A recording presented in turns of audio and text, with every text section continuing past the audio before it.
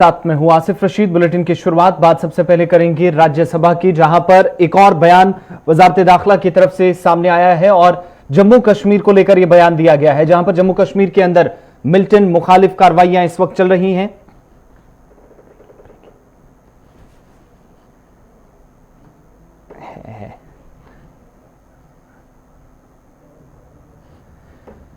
बड़ी खबर, जहां पर राज्यसभा के अंदर एक बार फिर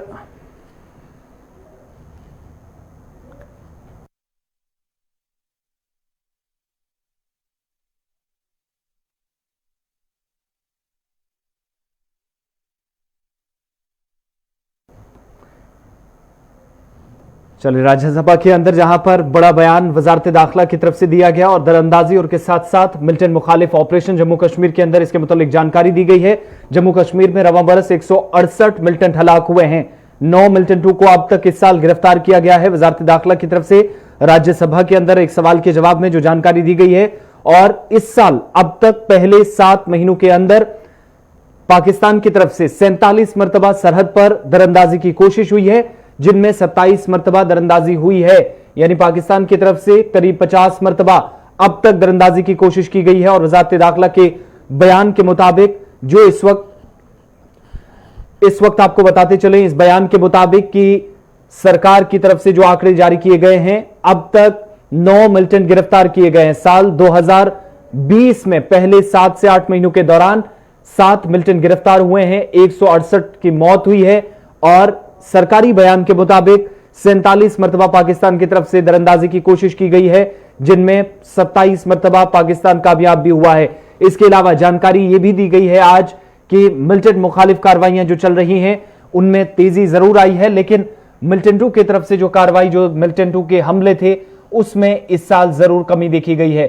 लाइन ऑफ एक्चुअल कंट्रोल की सूरत हाल को लेकर भी बयान दिया गया है कि अब तक पिछले 6 महीनों के दौरान दरअंदाजी की कोशिश नहीं हुई है, लेकिन लाइन ऑफ कंट्रोल पर पाकिस्तान के साथ लगने वाली सरहद पर, जहां पर दरअंदाजी की करीब 50 कोशिशें हुई और इन 50 कोशिशों में से 27 या 28 कोशिशें अब तक कामयाब भी हुई है। बड़ी खबर, जहां पर दिल्ली के अंदर लोकसभा के बाद राज्यसभा के अंदर अब जाकर यह मामला उठा है और पाकिस्तान की जानिब से 27 मरतबा दरअंदाजी की 47 मरतबा माफ कीजिएगा दरअंदाजी की कोशिश हुई है, 27 मरतबा अब तक कामयाब पाई गई है। 168 मिलिटेंट हलाक हुए हैं अब तक, जो आज होम मिनिस्ट्री की तरफ से जवाब ऐवान में दिया गया, राज्यसभा के अंदर रखा गया है। 9 मिलिटेंटों की गिरफ्तारी हुई और 3 दर्जन के करीब जो मिलिटेंट, जिनको अभी तक पुलिस की तरफ से हालांकि जो कार्रवाइयां हुई हैं, या जम्मू कश्मीर पुलिस के साथ साथ मुश्तरका तौर पर फौज और सीआरपीएफ के एंटी मिलिटेंट ऑपरेशन चले हैं, इनमें 9 मिलिटेंट अब तक गिरफ्तार किए गए हैं।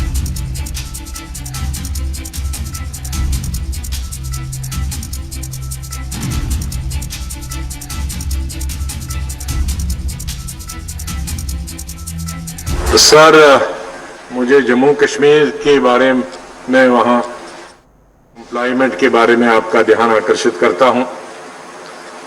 जो तकरीबन 13 महीने से, जब से स्टेट का डिवीजन और डाउनग्रेड हो गई यूटी में, तब से वैसे ही टूरिज्म खत्म हो गया, एम्प्लॉयमेंट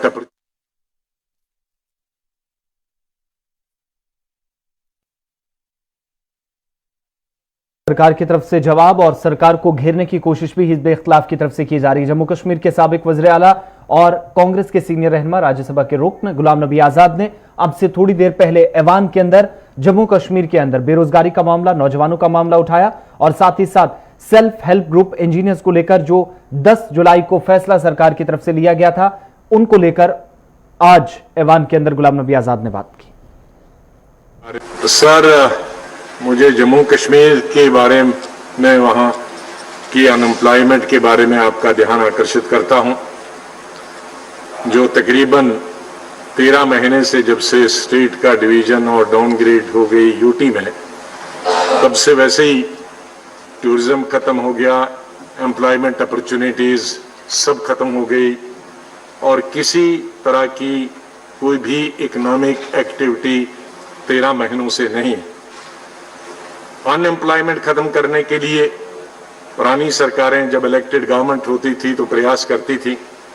2003 में जब कोलिशन गवर्नमेंट थी कांग्रेस की और पीडीपी में, तो अनएम्प्लॉयमेंट जो एजुकेटेड और टेक्निकल एजुकेशन जिन्होंने प्राप्त की थी, जो एम्प्लॉयमेंट देना असंभव था।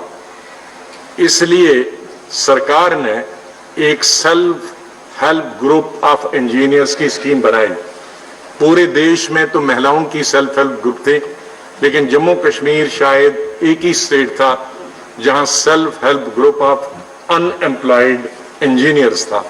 और इनके लिए वो काम करें एज कॉन्ट्रैक्टर, क्योंकि बेसिक नॉलेज तो उनको था ही, तो उनके लिए 5%, उनके लिए 10% रिजर्वेशन रखी थी। पूरे कामों के लिए जो डेवलपमेंट वर्क्स थे उनको अलॉट किए जाते थे। पहले जो लेता था एक ग्रुप 5 लाख से ज्यादा काम नहीं कर सकता था, और जो जो उन ग्रुप्स को एक्सपीरियंस होता गया 5 से 10, 15, 20, 50 लाख तक किया, और बाद में जिनको ज्यादा एक्सपीरियंस हो गया वो 1 करोड़ तक कॉन्ट्रैक्ट ले सकते थे। और इस तरह से 15,000 अनएम्प्लॉयड इंजीनियर्स इस सेल्फ हेल्प ग्रुप में काम करते थे। तो इतने सालों के बाद 2003 से लेकर तो 15,000 अनएम्प्लॉयड जो इंजीनियर हैं वो कॉन्ट्रैक्टर बन गए थे, अपनी रोजी कमाते थे। लेकिन 4 दिन पहले सरकार ने उन तमाम सेल्फ हेल्प ग्रुप सिस्टम को ही खत्म किया, और इतने 15,000 जो इंजीनियर थे वो अब सड़क पे आ गए हैं। मैं केंद्रीय सरकार का ध्यान दिलाता हूं कि उन 15,000 इंजीनियर्स को दोबारा से वो सेल्फ हेल्प ग्रुप की स्कीम शुरू की जाए। Thank you. श्रीनगर आपको लिए चलते हैं, जहां पर पीपल्स डेमोक्रेटिक पार्टी की यूथ लीडर्स का जो इजलास होना था उसको मंजूरी मिल गई है। इजाजत इंतजामिया की तरफ से दे दी गई है। एजाज अहमद जो कि साबिक एमएलए हैं, उसके साथ साथ डॉक्टर हरबख्श सिंह पीडीपी के सीनियर रहनुमा और तर्जुमान, और इसके अलावा वहीद अहमद पर्रे और दीगर पार्टी के सीनियर लीडरान जो कि यूथ विंग के कई रहनुमा और पार्टी में अब तक कई बरसों से खिदमात अंजाम देने वाले लीडरान की तरफ से इस वक्त श्रीनगर के अंदर मीटिंग की जा रही है। और काफी वक्त के बाद ये मीटिंग देखी जा रही है। हालांकि पिछली बार भी मीटिंग करने की कोशिश की गई थी पार्टी दफ्तर के अंदर पीडीपी की जानिब से, लेकिन इंतजामिया ने इजाजत नहीं दी थी। और आज यूथ लीडरान का जो इजलास है वो कन्वेंशन जिसके लिए काफी वक्त से इंतजार किया जा रहा था, उसके लिए इंतजामिया की तरफ से इजाजत दे दी गई है और ये प्रोग्राम जो इस वक्त शुरू हो गया है। और अब से थोड़ी देर पहले हमारे नुमाइंदे सैयद तजम्मुल ने बात की वहीद अहमद पर्रे से, जो कि पार्टी के सीनियर रहनुमाओं में से एक और साथ ही साथ पार्टी के तर्जुमान भी हैं। उनने इस मीटिंग के हवाले से क्या कुछ खास कहा, ये बातचीत देखते हैं। 1 साल और 1 महीने के बाद पीडीपी युवा प्रेसिडेंट वहीदुर रहमान पर्रा एक बार फिर पीडीपी टीम को संभालने में आज से शुरू हो गए। और आज पहला मीटिंग जो होगा पोलिंग ऑफिस में, प्रशासन ने इसकी अनुमति दी, इसके लिए इंतजाम मुकम्मल किए गए हैं।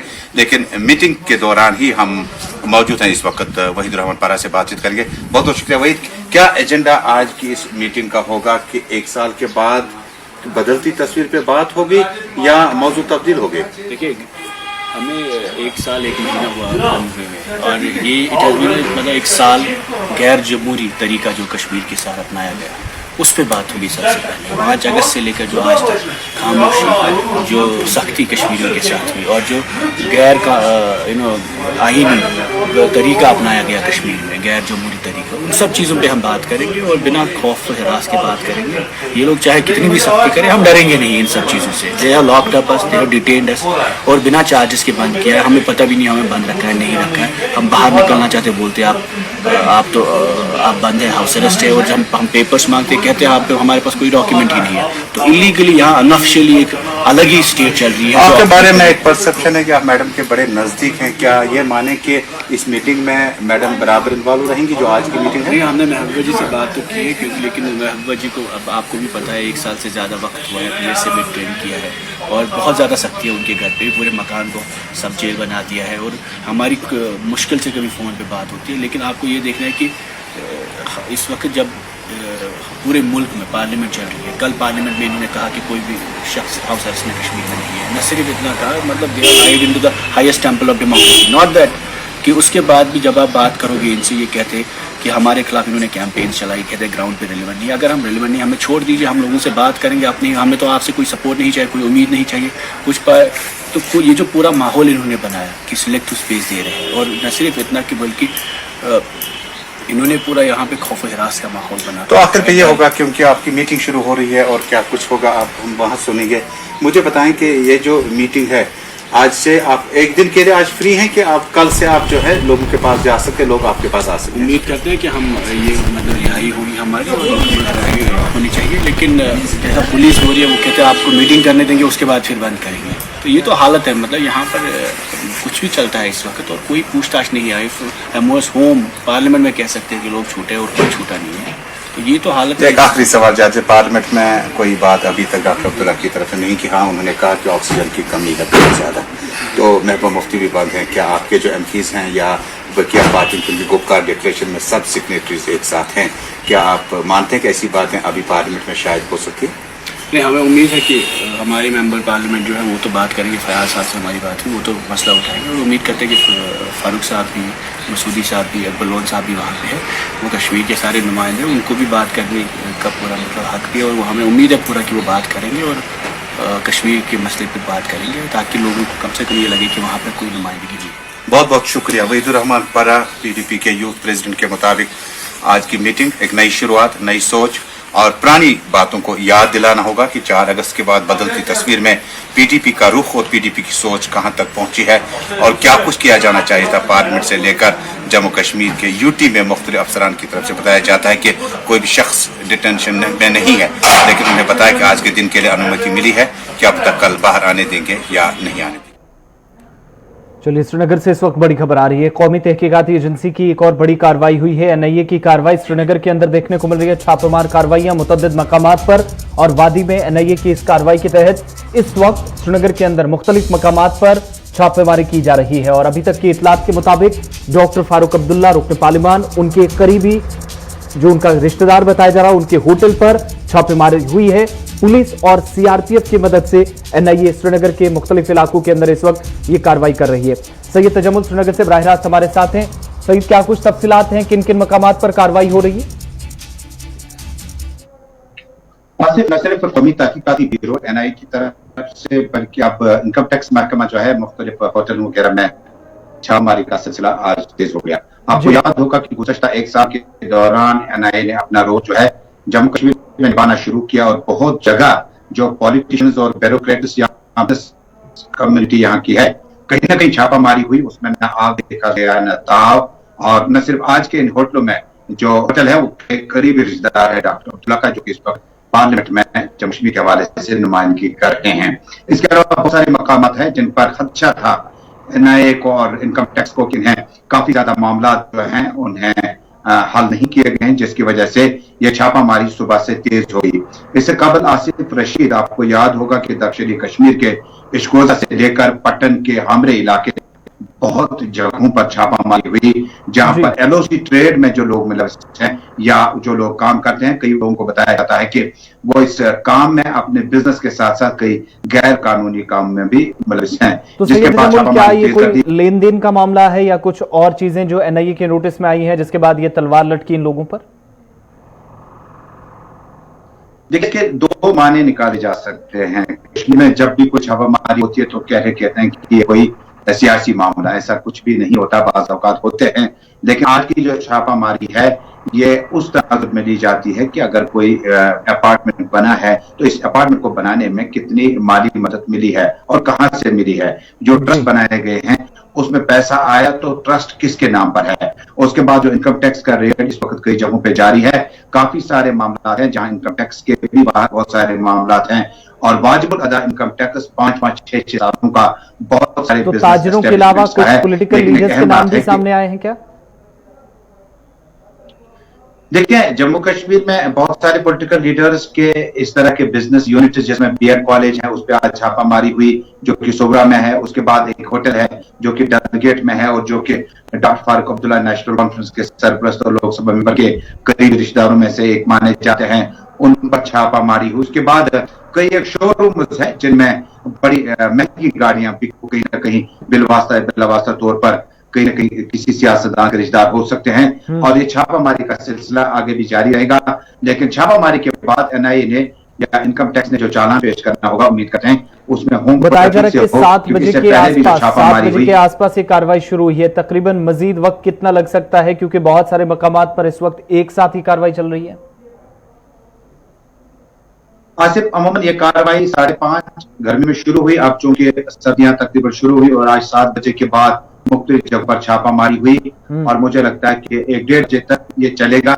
उसके बाद शायद एनआईए का जो प्रोग्राम है, इनकम टैक्स का प्रोग्राम शहर में है, लेकिन शायद कई गांव देहात में भी करीब रिश्तेदारों के घरों पर छापामारी। बहुत बहुत शुक्रिया तफसीलात फराहम करने के। श्रीनगर से बराह रास्त हमारे सीनियर साथी सैयद तजम्मुल हमारे साथ थे। श्रीनगर के अंदर बड़ी कार्रवाई हुई है, जहां पर कौमी तहकीकाती एजेंसी की तरफ से इस वक्त डॉक्टर फारूक अब्दुल्ला के एक रिश्तेदार हैं, उनके होटल पर छापेमारी हुई है। इसके अलावा कुछ और मकामात भी जहां पर एक साथ ये कार्रवाई अंजाम दी जा रही है।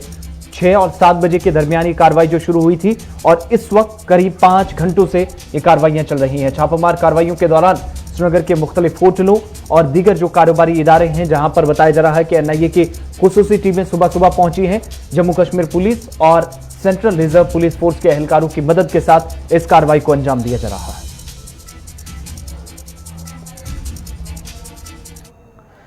चलिए बढ़ते हैं आगे, बात लाइन ऑफ एक्चुअल कंट्रोल की, क्योंकि सूरत हाल पुरतनाव बनी है और मुख्तलिफ हिस्सों के अंदर इस वक्त मुल्क के अंदर सबसे ज्यादा चर्चा एलएसी की हो रही है। तनाव काफी ज्यादा देखा जा रहा है और सूरत हाल को कम करने के लिए फौज की अगली चौकियों पर इस वक्त फौज के कुछ और जवानों को रवाना किया गया है और न सिर्फ फौज के एहलकारों को बल्कि इसके साथ साथ लेह हवाई अड्डे से जरूरी सामान एलएसी की तरफ भेजा गया है।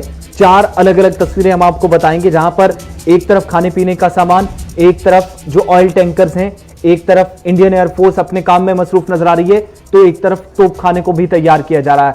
अलग अलग जगहों पर पहाड़ी इलाकों के अंदर हजारों फीट समंदर की ऊंचाई से इस वक्त जहां पर टेरिटोरियल आर्मी के साथ साथ इंडियन एयरफोर्स भी लद्दाख के मशरकी हिस्सों के लिए हथियार ले जाने में मसरूफ है। साथ ही जरूरी सामान, क्योंकि सर्दियों के साथ साथ चीन के साथ लगने वाली सरहदों पर लाइन ऑफ एक्चुअल कंट्रोल पर करीब 4 महीनों से जारी फौजी ताअत्तुल को कम करने की कोशिशें बातचीत के जरिए हुई। दिल्ली, बीजिंग और फौजी सतह की बातचीत भी नाकाम साबित हुई और उसके बाद अब ये सरगर्मियां काफी तेज हो गई हैं एलएसी पर, क्योंकि अब लद्दाख मुल्क के दूसरे हिस्सों से करीब 5 महीनों के लिए कट जाएगा। भारी बर्फबारी के बाद सर्दी की शदीद लहर के बीच नेशनल हाईवे बंद हो जाएगा और उससे पहले ही स्टॉक अवेलेबल रहे, उसके लिए तैयारियां इंडियन एयरफोर्स और टेरिटोरियल आर्मी के साथ साथ सिविल एडमिनिस्ट्रेशन भी एलएसी के करीबी हिस्सों में कर रही है।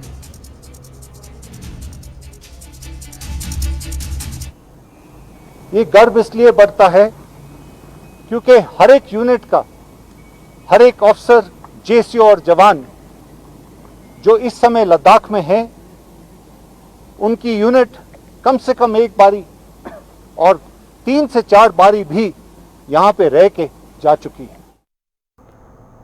इधर समुद्री सतह से हजारों फीट की बुलंदी पर वाक़ तेल कंपनियों की जानिब से इजाफी स्टॉक फौज के हवाले किया जा रहा है। लेह लद्दाख की बुलंदोबांग चोटियों पर वाक़ई तेल कंपनियां फौज को इजाफी स्टॉक फराहम कर रही हैं। सर्द मौसम और तनाव को देखते हुए इंतजाम पहले से किए जा रहे हैं, जहां दर्जनों तेल टैंकर्स के जरिए फौजी डिपोज पर इस वक्त तेल सप्लाई पहुंचाई जा रही है।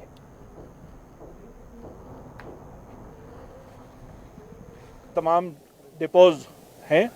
ये डिपोज हमारी आने वाली सर्दियों के लिए पूरी तरह से स्टॉक है और यहाँ से हम आगे रिप्लेनिशमेंट चेन के लिए, फॉरवर्ड ट्रूप्स के लिए यहाँ से हम अपनी सप्लाई भेजते हैं।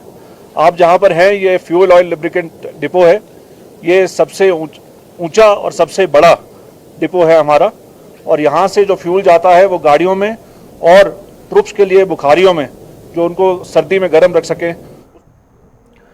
वज़ीर-ए-आज़म नरेंद्र मोदी की जानिब से शुरू की गई सफाई मुहिम गुज़श्ता कई बरसों से चल रही है और इसी मुहिम के तहत एक किताब भी लिखी गई है।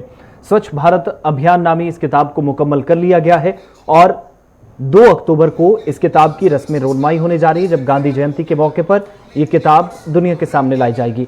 किताब की रस्म रोनमाई के मौके पर बॉलीवुड समेत कई अहम शख्सियात मौजूद रहेंगी। इधर दिल्ली के YMCA हॉल में एक प्रेस कॉन्फ्रेंस का इनेकाद किया गया और किताब के जरिए क्या कुछ अवाम को पैगाम दिया जाएगा, इसके मुतालिक जानकारी दी गई, जिसमें स्वच्छ भारत अभियान, महाराष्ट्र रियासत के अहम रुकन अब्दुल रहमान, इसके अलावा एक्ट्रेस मॉडल ज्योति पांडे, दादा साहब फिल्म फाउंडेशन के कौमी सदर इशफाक घूपुकर और दीगर अहम शख्सियात भी प्रेस कॉन्फ्रेंस में मौजूद रही। 2 अक्टूबर को लॉन्च होने वाली इस किताब के जरिए लोगों को सफाई के बेहतर निजाम के मुतालिक जानकारी फराहम की जाएगी ताकि इस वक्त माहौलियात को आलूदगी से पाक रखा जा सके और सेहतमंद जिंदगी गुजारने में लोगों की मदद की जा सके। इस मौके पर अभियान के दौरान अपने खिदमात अंजाम देने वाले लोगों को अवार्ड से भी गांधी जयंती के मौके पर नवाजा जाएगा। ये वक्त हमें मिल गया। मैं स्वच्छ भारत अभियान का महाराष्ट्र का कन्वेनर होने के बाद हमने सोचा इस चीज़ को हम क्लब करें ताकि 3-4 लाख लोग काम करते हैं बॉलीवुड में, तो उनमें भी एक जागरूकता आ जाए, साथ साथ में जो आम लोग रहते हैं अपनी ज़िंदगी में उसमें भी जागरूकता आ जाए। तो हमने क्लब करने की कोशिश की और उसमें हमने ये एक नया एक स्टेप उठाया कि 3 अवार्ड्स को हमने दादा साहब फाल्के की तरफ से स्वच्छ भारत अभियान की टीम को पूरे इंडिया में जो अच्छे काम करते हैं, जो नॉमिनेट किए जाएंगे, जिनका नाम हमारी टीम के पास आएगा, उनको हम 3 अवार्ड देंगे। उसी प्लेटफॉर्म पे देंगे जिस प्लेटफॉर्म पे बॉलीवुड के बिहाइंड द सीन्स काम करने वाले लोगों को दिया जाता है। स्वच्छता को देखते हुए पौधा लगाना, सिंगल यूज पॉलीथीन को बंद करवाना, जहाँ कचरा उसको हटाना, और जहाँ पर टॉयलेट नहीं है, जो खुला में शौच करते हैं, वहाँ पर सरकार से मिलके वहाँ पर टॉयलेट का व्यवस्था करवाना है। सब सारी स्थिति में हम लोग काम कर रहे हैं। और जो इनकी जो एक्सपीरियंस थी, इन्होंने जो काम किया पिछले 6 महीने में, 1 साल में, जो महाराष्ट्र के अंदर देश भर में, इन्होंने अपने कलमों से समय निकाल कर किताब बनाया है, किताब लिखे हैं। वो किताब आने वाले समय में क्रांति बन के निकलेगा, युवाओं को मार्गदर्शन देगा। और जहाँ तक दादा फाल्के अवार्ड की बात है, दादा फाल्के अवार्ड एक बहुत बड़ा राष्ट्रीय पुरस्कार जो हिंदुस्तान में कई वर्षों से चलते आ रहा है। उनके ये महासचिव हैं हमारे बड़े भाई डॉक्टर इशफाक खोपेकर जी, उसके अध्यक्ष हैं। उसी कमेटी के अंदर मैं भी हूँ और उन्होंने मुझे भी दादा साहब फाल्के अवार्ड 2017 में दिया था अच्छे काम करने के लिए। तो अब युवाओं को हम लोग चिन्हित करेंगे, देश भर के युवाओं को जो अच्छे काम कर रहे हैं, जो लोगों को अच्छे मोटिवेशन दे रहे हैं, जो स्वच्छता के, जो स्वच्छ हो तो स्वस्थ हो। अब कोरोना काल में स्वस्थ होना बहुत ज़रूरी है, सबको पता है। तो ये बहुत अच्छी डिसीजन है, इसको हम लोग स्वागत करते हैं। आने समय में देश में बदलाव हो रही है। ऐसे लोग देश में जो आए हैं, हमारे भाजपा में आए हैं, इन लोगों की सोच से बदलाव आएगी। आने समय में पूरी संपूर्ण भारतवर्ष में कमल का परचम लहराए। बढ़ते आगे बात सरपंचों और पंचों के हवाले से, क्योंकि जम्मू कश्मीर के अंदर लेफ्टिनेंट गवर्नर इंतजामिया ने बड़ी तैयारी की है और तैयारी चल रही है इस वक्त लाइन ऑफ कंट्रोल पर कशीदगी, जहां पर उसके बावजूद दूसरी तरफ बैक टू विलेज प्रोग्राम की तैयारियां। लेकिन एलएसी पर एक तरफ तनाव तो एलओसी पर भी तनाव काफी ज्यादा, और फायरिंग में एक जवान शहीद, 2 एहलकार जख्मी हुए हैं। रिहायशी मकानात को जुज़वी नुकसान पहुंचा है सरहदी जिला राजौरी के अंदर, जहां पर फायरिंग के इस वाकये में एक बार फिर बड़ा नुकसान सिक्योरिटी फोर्सेस को उठाना पड़ा है। सरहद पर डटे जवान जो कि सर्दी की शदीद लहर के साथ साथ इस वक्त तनाव भरी सूरत हाल में अपनी खिदमत अंजाम दे रहे हैं। लेकिन बड़ी खबर इस वक्त, जहां पर सरहदी जिला राजौरी सुंदरबनी नौशहरा सेक्टर के अंदर फायरिंग की गई सरहद पार से, और बिला इश्तियाल फायरिंग में फौज का एक जवान जिसकी शहादत हुई है, 2 एहलकार जख्मी हुए हैं। और इस बीच आपको बताते चलें कि जो कार्रवाई पाकिस्तान की तरफ से की गई, पाकिस्तानी रेंजर्स ने जो फायर ओपन किया, तो इसकी जवाबी कार्रवाई फौज की जानिब से भी की गई है। और आपको बताते चलें कि 15 सितंबर से ये फायरिंग चल रही है। पिछले 100 घंटों के दौरान किसी किस्म की राहत नहीं एलओसी पर भी, जहां पर काफी ज्यादा तनाव देखा गया है। और अनीश थॉमस नामी जवान जो कि शदीद जख्मी हुए थे और इलाज के दौरान उन्होंने आखिरी सांस ली, और इस तरीके से उनकी कुर्बानी भी मुल्क के लिए हो गई। 3 लोग जो कि जख्मी थे फौज के एहलकार, उनमें से एक की शहादत हो चुकी है और एलओसी पर फायरिंग इस वक्त भी चल रही है।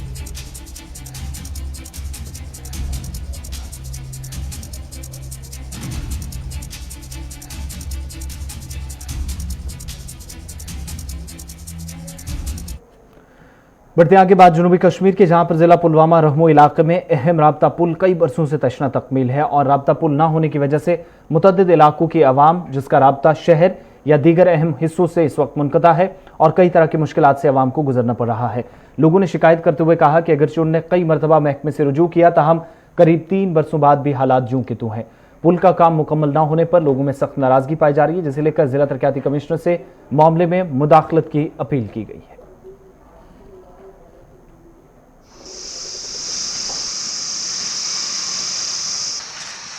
अगर काम चल कंटिन्यू डेलारी कि वरी खंड इंसान गाड़ कम चलान इन हेन ऑक्सीजन तैयार गसन तो 4 टोट 4.5 फुट 4 गई तैयार मन शेस्तर कमियत पे पे स्लेब त्रावन तकरीबन ये वरी खंड वर्ल्ड बैंक DGM पन अफसर फंड तैयार गसन दस्ती वाह आराम बे डिपार्टमेंट कोशिश करान यह गोस तैयार गसन यह जीड़ कम यह लगान टाइम थोड़ा।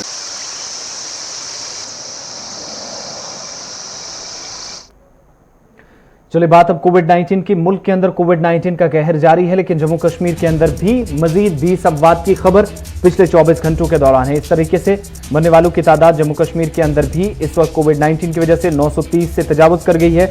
आपको बताते चलें कि जम्मू कश्मीर के अंदर भी 56,000 केसेस कोविड-19 के, इससे ज्यादा हालांकि ये तादाद इस वक्त बढ़ गई है।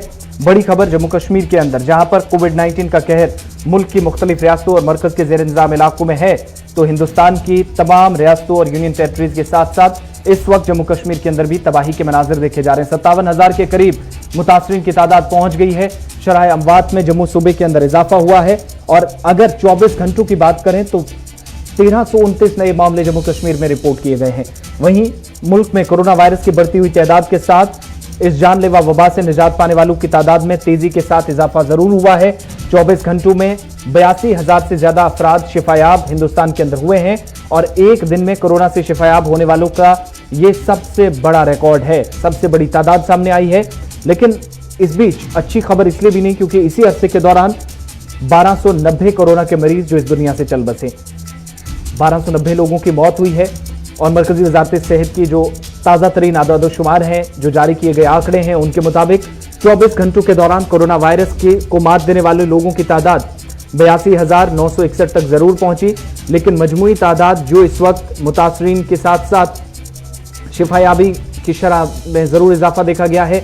मुतासरीन की तादाद के साथ शिफायाब होने वालों की लोगों की तादाद भी बढ़ी है। 39,42,000 से ज्यादा तादाद इस वक्त जो पेशेंट्स ठीक हो चुके हैं और 1290 मुतासरा अफराद की मौत के साथ मरने वालों की तादाद 82,066 तक पहुंच गई है। इसी अरसे के दौरान मुल्क में कोरोना वायरस के 90,123 केसेस से मुतासरीन की तादाद 50,20,360 से तजावुज कर गई। सेहतमंद होने वालों के मुकाबले में कोरोना के नए केसेस ज्यादा होने से एक्टिव केसेस 5872 के इजाफे से मजमूई तादाद 9,95,930 से तजावुज कर गई और एक्टिव केसेस की शरह 19.84 इस वक्त सरकारी आदादोशुमार जो बताते हैं। वहीं एक्टिव केसेस के साथ साथ शिफायाबी की शरह 78.53% है और अमवात की शरह 1.63% हिंदुस्तान के अंदर इस वक्त भी है।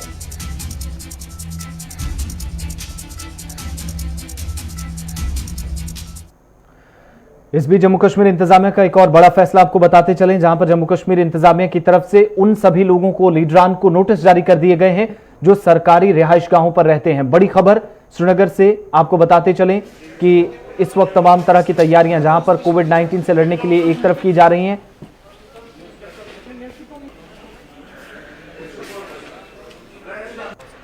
गवर्नमेंट पे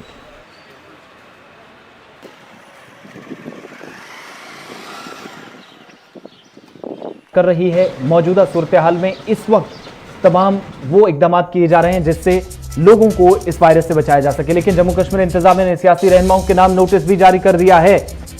गैर कानूनी तौर पर कई लीडरान सरकारी रिहाइशगाहों में हैं, जो आज भी सरकार के आंकड़ों के मुताबिक स्टेट महकमे ने सभी लीडरों को 1 हफ्ते की मोहलत दी है। 1 हफ्ते के अंदर उन्हें क्वार्टर्स खाली करने हैं। बीजेपी के सबसे ज्यादा लोग इस वक्त स्टेट इंतजामिया के क्वार्टर्स में हैं, जो कि हिज़्ब इख्तिलाफ का इल्जाम है और ये तादाद काफी ज्यादा बनती है। सरकार जम्मू कश्मीर के अंदर जब खत्म हुई थी, कोalition सरकार का जब खात्मा हुआ था, उसके बाद गवर्नर इंतजामिया और उसके बाद लेफ्टिनेंट गवर्नर इंतजामिया यूटी बनने के बाद भी हम ये देख रहे हैं कि एक बड़ी तादाद में साबिक वुज़रा, साबिक लेजिस्लेटर्स या फिर साबिक रुकन असेंबली जो इस वक्त सरकारी रिहाइशगाहों पर रहते हैं, उनको नोटिस जारी कर दिया है जम्मू कश्मीर इंतजामिया ने। स्टेट महकमे ने सभी लीडरान को 1 हफ्ते की मोहलत दी है। उन्हें 1 हफ्ते के अंदर जवाब देना है और 1 हफ्ते के अंदर ही उन्हें ये क्वार्टर्स खाली करने हैं। सभी के नाम नोटिस जारी कर दिया गया है।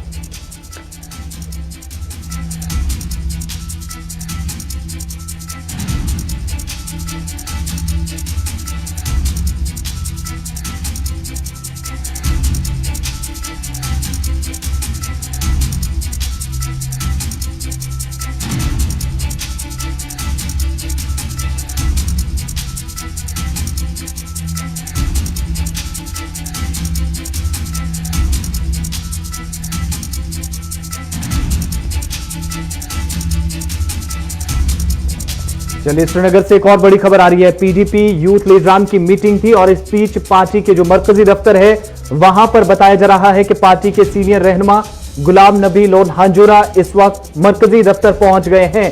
पिछली बार पुलिस ने उन्हें घर से बाहर आने की इजाजत नहीं दी थी, लेकिन इस बार वो दफ्तर पहुंचने में कामयाब हुए हैं और हांजूरा की सिक्योरिटी ने उन्हें बाहर जाने से पिछली बार जरूर रोका था, लेकिन आज वो इस वक्त मंसूबाबंद तरीके से मरकजी दफ्तर पहुंच गए हैं। कश्मीर ब्यूरो चीफ हिलाल हंजूरी हमारे साथ फोन लाइन पे हैं। हिलाल, क्या कुछ तफसीलात मिल पा रही हैं पीडीपी के दफ्तर से? देखिए, आज सिर्फ एक बड़ी खबर है जिसके जरिए हम यही कहना चाहेंगे कि जो गुलाम नबी लोन हांजूरा है वो मरकजी दफ्तर जो पीडीपी का वहां पर पहुंच गए हैं और उनके साथ साथ जो पार्टी के नायब सदर है अब्दुल रहमान वीरी जो कि साबिका वजीर भी रहे हैं, ये दोनों लीडरान जो है अभी पीडीपी में सबसे बड़े लीडरान तस्वर किए जाते हैं और वो अभी मरकजी दफ्तर जो पीडीपी का वहां पर पहुंचने में कामयाब हुए हैं। हालांकि आज पीडीपी की जो मीटिंग थी यूथ की मीटिंग थी और इसमें सीनियर लीडरान का शामिल हो जाना इस बात की अक्कासी कर रहा कि कल जो MOS होम ने मुल्क के सबसे बड़े ऐवान पार्लियामेंट में कहा कि जम्मू कश्मीर में कोई भी लीडर पाबंद सलासल नहीं है या हाउस डिटेंशन में नहीं है, ये उसी कॉन्टेक्स्ट को ब्रेक करने के लिए आज पीडीपी ने इस तरह की कोशिश की है जिसमें वो किसी हद तक कामयाबी हुए। हालांकि गुलाम नबी लोन हांजूरा को जो वहां पर महाफिज हैं जो उनकी रिहाइशगाह है उन्होंने उससे बाहर जाने की इजाजत नहीं दी थी, लेकिन बड़ी मशक्कत के बाद जब उन्हें यहाँ से ही गाड़ी भेज दी गई तो उसके बाद वो उसमें जाने में कामयाब हो गए और गाड़ी में जो है अंदर जाने में कामयाब होने के बाद वो अब मरकजी दफ्तर पहुंच गए हैं और वहां पर अब मीटिंग जो है वो शुरू हो रही है। क्या कुछ तवक्कुआत हैं, क्या बात रखी जा सकती है पार्टी के सीनियर रहनुमाओं का रहना? और 1 साल के बाद सबसे बड़ी बात, उस वक्त जब 1 साल तक किसी भी पार्टी लीडर को यहां तक आने की इजाजत नहीं मिली, पिछली मीटिंग्स फेल रही, आज की मीटिंग पर सबकी नजरें, क्या कुछ एक्सपेक्टेशंस हैं? देखिए, ये आज यूथ की मीटिंग थी और यूथ की मीटिंग में जो यूथ रिलेटेड और कुछ पार्टी अमूर को लेकर जो आज मसाल थे वो उबारने थे कि कैसे अब आफ्टर जो एब्रोगेशन ऑफ आर्टिकल 370 हुआ उसके बाद जो हालात बने हैं इसमें पार्टी को कैसे सर्वाइव कराया जाए और उसके साथ साथ लोगों तक कैसे पहुंचाया जाए और इसका पर्सिवल क्या होगा। हालांकि ये जो आला लीडरशिप है उनके मसाइल है कि वो किस तरह से अब खाका खींचेंगे जिस पर अब यूथ जो है फिर आगे आकर उन्हीं पर अमल पैरा हो जाए। लेकिन आज की ये मीटिंग और इसमें सीनियर लीडरान का शामिल हो जाना सिर्फ इस बात और इस कॉन्टेक्स्ट में थी कि कल जो मुल्क के पार्लियामेंट में हुआ है कि कोई भी लीडर जम्मू कश्मीर में कोई भी सियासी लीडर बंद नहीं है, उसको दिखाने के लिए, उसका तोड़ करने के लिए आज ये 2 लीडर निकले थे और कहीं यहाँ पर जो है उन्हें रोकने की कोशिश भी की गई है, लेकिन उन रुकावटों को दूर करते हुए बिल आखिर वो वहां पर पहुंचने में कामयाब हुए हैं। और उसके बाद अब क्या कुछ वहां से निकल कर आएगा अब वो देखने वाली बात होगी, क्योंकि आज तक यही प्लान नहीं था पीडीपी की जानब से कि इस मीटिंग में कोई सीनियर लीडर जो है वो शामिल हो जाए, लेकिन ये इत्तेफाकन ये सब कुछ जो है ये हो गया है और इसमें अब पार्टी के बड़े लीडर शामिल हो रहे हैं और इसमें अब जो आगे का क्या लाहेअमल होगा वो वहां पर जो है अभी सामने निकल कर आ जाएगा। 1 साल के बाद पार्टी की बड़ी मीटिंग होने जा रही है। श्रीनगर से कश्मीर ब्यूरो चीफ हिलाल हंजूरी हमारे साथ है, बहुत शुक्रिया जानकारी के लिए। बड़ी मीटिंग श्रीनगर के अंदर जहां पर पुलिस को चकमा देने में आज कामयाब हुए बिलाखिर पार्टी के सीनियर रहनुमा गुलाम नबी लोन हांजूरा और इसके साथ साथ जहां पर यूथ लीडरान की मीटिंग होने वाली थी जिसके लिए इंतजामिया ने हामी भर दी थी, मंजूरी दे दी गई थी, इजाजत मिली इस मीटिंग के लिए, लेकिन उसके साथ साथ पार्टी के सीनियर रहनुमा गुलाम नबी लोन हांजूरा पिछली बार मीटिंग जब बुलाई गई पार्टी दफ्तर में तो घर से बाहर आने की इजाजत नहीं मिली थी। आज इस वक्त वो पार्टी दफ्तर से उनके लिए गाड़ी भेजी गई, सिक्योरिटी गार्ड्स ने, उनके मुआफिजों ने उन्हें रोकने की कोशिश की, लेकिन बावजूद उसके वो पार्टी दफ्तर पहुंच गए। क्या कुछ लाएअमल रहेगा, क्या कुछ हिकमत अमली तैयार की जाएगी, इस पर सबकी नजरें रहेंगी। 1 साल के बाद बड़ी अहम मीटिंग श्रीनगर के पीडीपी दफ्तर में होने जा रही है। खबरों के बुलेटिन में बस इतना ही। गुलिस्तान न्यूज पर खबरों, तज्जियों और तबसरों का सिलसिला लगातार जारी है। आसिफ रशीद को इजाजत दीजिए।